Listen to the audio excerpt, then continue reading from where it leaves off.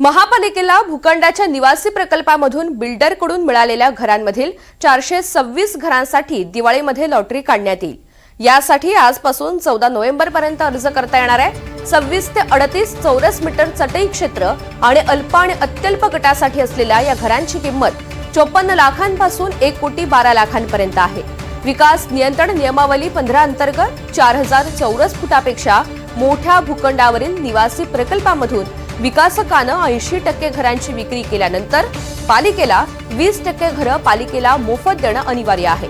यानुसार पालिकेला 800 घरं मिळाली आहेत। पालिका आयुक्त भूषण गगराणी यांच्या निर्देशानुसार ही लॉटरी प्रक्रिया राबवण्यात येते।